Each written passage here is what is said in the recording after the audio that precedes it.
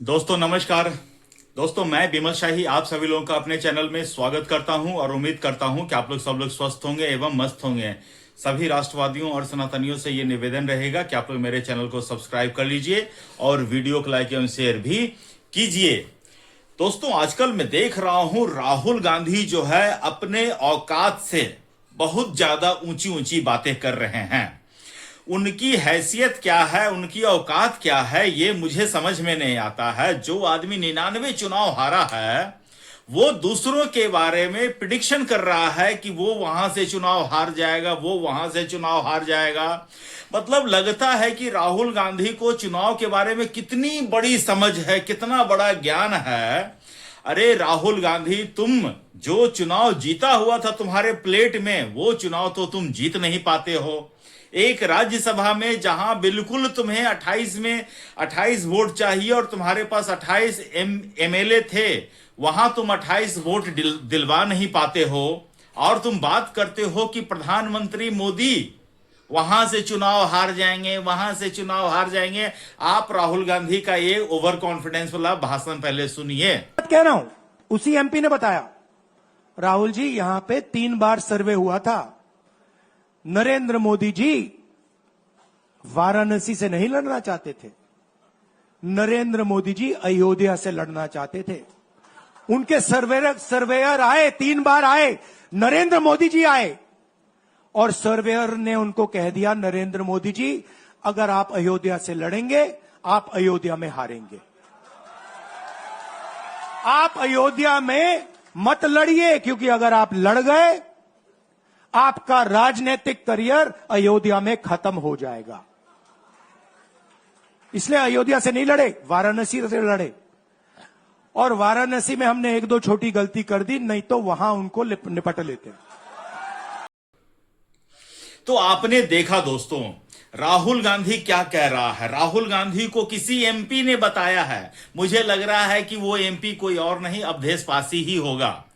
अवधेश पासी ने राहुल गांधी को बताया कि प्राइम मिनिस्टर मोदी ने अयोध्या में 3 बार सर्वे कराया और तीनों बार उसको ये रिपोर्ट मिला कि प्राइम मिनिस्टर वहां से अगर चुनाव लड़ेंगे तो वहां से हार जाएंगे।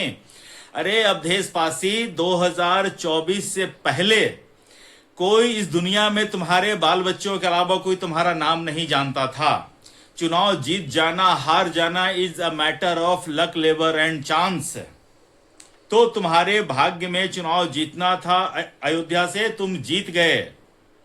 लेकिन इसके बाद तुम जो यहां पर दावे कर रहे हो बड़े बड़े कि प्राइम मिनिस्टर मोदी वहां से लड़ना चाहते थे, लेकिन उनको ऐसा रिपोर्ट मिला कि तुम वहां से नहीं जीत सकते, इसलिए वो वाराणसी से ही लड़े। और राहुल गांधी जोश जोश में, सोचिए दोस्तों क्या बोल रहे हैं कि वाराणसी में उन्होंने गलती कर दी इसीलिए 1.5 लाख वोट से जीते हैं, नहीं तो उनका पॉलिटिकल कैरियर खत्म हो जाता।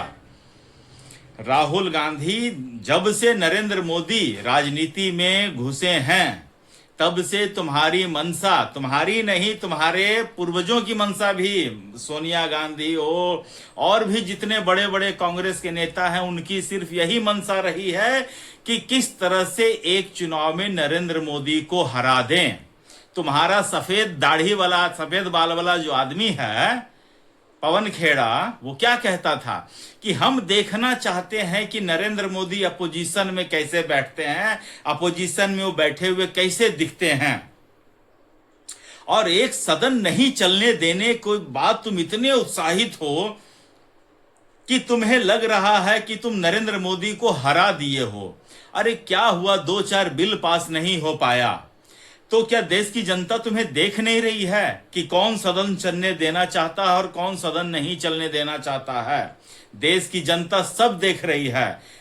साल में 5 महीना बैठोगे विदेश में और यहां जब संसद का सत्र चलेगा तब तुम इसको डिस्टर्ब करने के लिए भारत में आ जाओगे। दोस्तों मुझे लगता है कि राहुल गांधी को बहुत ज्यादा ओवर कॉन्फिडेंस हो चुका है। ये ओवर कॉन्फिडेंस कोई ऐसा नहीं है कि जमीनी हालात राहुल गांधी के बदल गए, ऐसा नहीं है। यह सिर्फ गुब्बारा है ठीक है ना। मुझे समझ में नहीं आता है कि कोई कांग्रेस में उसे ये बताने वाला नहीं है कि भाई तुम नरेंद्र मोदी या फिर अमित शाह के आगे कुछ नहीं हो। नरेंद्र मोदी को कम से कम इतनी इतनी समझ तो है कि कहीं भी चुनाव लड़ने से पहले वहां सर्वे करवा लिया, अगर वहां रिपोर्ट खराब आई तो वहां नहीं लड़े। राहुल गांधी बताओगे कि तुम वायनाड किसके कहने पर गए थे? तुम्हें नहीं मिली थी रिपोर्ट क्या? तुम अपने बाप की संसदीय सीट, पारंपरिक सीट से चुनाव हारे थे, तुमको रिपोर्ट नहीं मिली थी क्या? इसीलिए तुम वायनाड भागे थे ना, कि तुमको भी तो रिपोर्ट मिला था ना। तुम वायनाड गए थे, अपनी मर्जी से गए थे, तुमको हारने का रिपोर्ट मिला था, इसलिए तुम वायनाड 2 जगह से लड़े थे, और जहां से तुमको हारने का रिपोर्ट मिला था वहां से तुम चुनाव हारे भी थे। दोस्तों, राहुल गांधी का जिस तरह से बिहेवियर अभी मैं देख रहा हूं, ऐसा लग रहा है, ऐसा लग ही नहीं रहा है कि वो जवाहरलाल नेहरू, इंदिरा गांधी, राजीव गांधी के वंशज है। मुझे तो ये किसी 2 कौड़ी का मदरसा छाप का वंशज लग रहा है, गयासुद्दीन का ही वंशज ये लग रहा है। ये दत्तात्रेय गोत्र के ब्राह्मण वंशज तो ये नहीं लग रहा है। दोस्तों, कोई भी हो, जिस तरह से ये अमित शाह के लिए, जिस तरह से ये नरेंद्र मोदी के लिए शब्दों का प्रयोग करता है, ऐसा लग रहा है जैसे ये अपने बाप से बात कर रहा है। राहुल गांधी, जिस तरह के शब्दों का यूज तुम अपने बाप के लिए, अपनी माता के लिए, अपने जीजा के लिए, अपनी बहन के लिए करते हो, उस तरह के शब्दों का प्रयोग देश के प्रधानमंत्री के लिए नहीं कर सकते हो। वो तुम्हारे मौसा नहीं है, तुम जो उसको मौसा मानकर बैठे हो, वो तुम्हारे मौसा नहीं है, वो देश के प्रधानमंत्री हैं। कोई तो हो कांग्रेस में जो इसको ये समझा सके गधे को कि तुम जो इसको तुम तड़ा करके बोल रहे हो, वो तुम्हारा बाप नहीं है।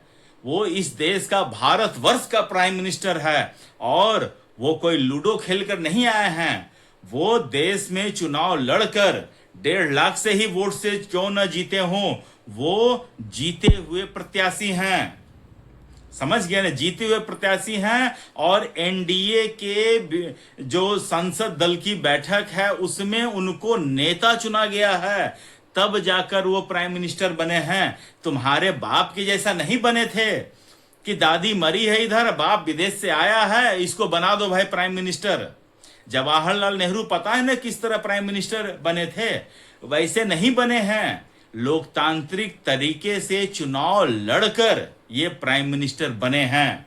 राहुल गांधी, तुम्हारी इतनी हैसियत नहीं है कि तुम लोकतांत्रिक तरीके से, याद है ना 1993 में जब से वोटर आईडी कार्ड बना है, लोकतांत्रिक, सही लोकतांत्रिक तरीके से चुनाव इस देश में होने लगा है, कांग्रेस एक बार भी पूर्ण बहुमत से सरकार नहीं बना पाई है।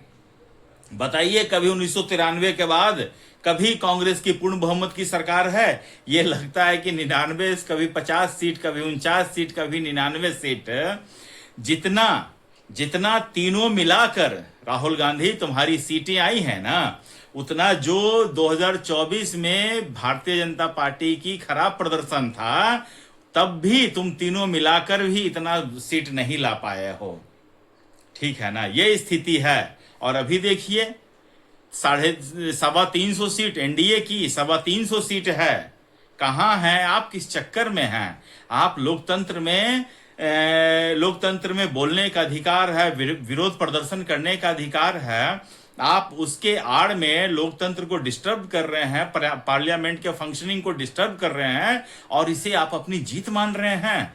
आपको शर्म आनी चाहिए, आपके तमाम कांग्रेसियों को शर्म आनी चाहिए। लेकिन कांग्रेस होकर भी अगर मैं शर्म की बात करूं तो ये तो बहुत ही गलत बात हो जाएगा। कांग्रेसी होने का सबसे पहला शर्त यही है कि तुमको बेशर्म होना पड़ेगा।